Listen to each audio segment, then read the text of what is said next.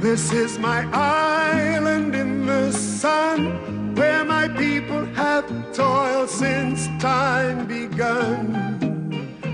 I may sail on many a sea, her shores will always be home to me. My mother was born in the parish of St. Anne. My father comes from St. Elizabeth. But since my mother was the dominating force in the family, when at the age of 1 year old, she decided to bring her children to Jamaica, because I was born in the United States, in Harlem, in New York. And she decided that the wilds of New York was not the zone she wanted her children in. She wanted to have us in the wilds of Jamaica. So she took us back to this island, and I grew up in Abuka, and for the first few years. And then I came down to Kingston and spent the rest of my time living in Kingston. I always saw that the destiny of Jamaica was inextricably bound to the destiny of Black Americans, and vice versa. And that fact alone kept me very connected. Come with me down in Jamaica. Jamaica made an impact on the world through Bob Marley and reggae. All of the world record holders in the Olympics seem to be Jamaicans. I remember Hubert Humphrey coming down to Jamaica. I think the Kennedys came down to Jamaica. It was just a place to go. Come with me down in Jamaica.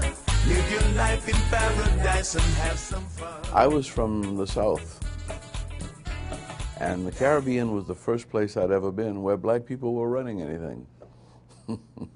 It was a thrill to go to Jamaica and to see black policemen. We didn't have black policemen in Atlanta then. I used to come back regularly with Martin Luther King because he liked Jamaica. In fact, most of his books were written in Jamaica. He would go to Jamaica just about every year. Jamaica's independence was extremely important to me. In New York City, my mother was a very strong Garveyite. She loved Marcus Garvey, went to rallies in which Marcus Garvey spoke.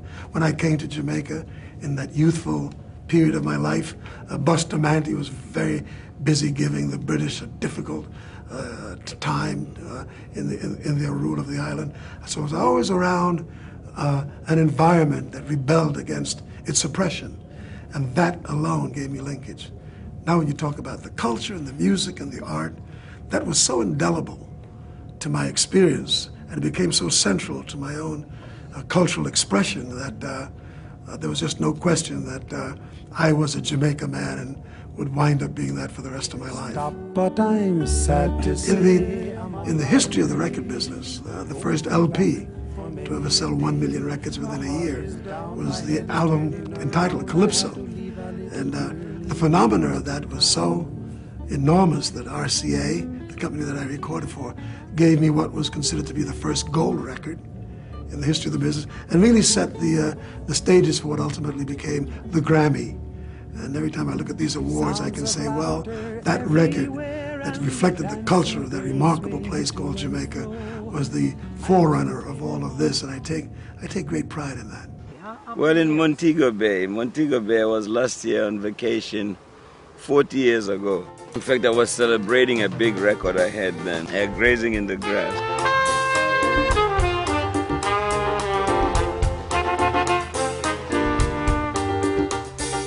I had a major tour, and somebody said, go to Montego Bay, you know, and so I came out here. I never forgot it. There's just sort of a spiritual, ancestral ambience, you know, an environment here. I can feel, even when I first came, I could feel the past, you know, I could feel like the Africanness of it. And Jamaica is one of those countries where the African spirit lives forever, very intensely. I've been waiting for Jamaica to set some new trends for the 21st century. Well, I don't think that life will ever be as full in its meaning to me if I have a life that is without a song. music is very, very central to my existence, to my passion, to my joy. I also find it as an instrument of great communication.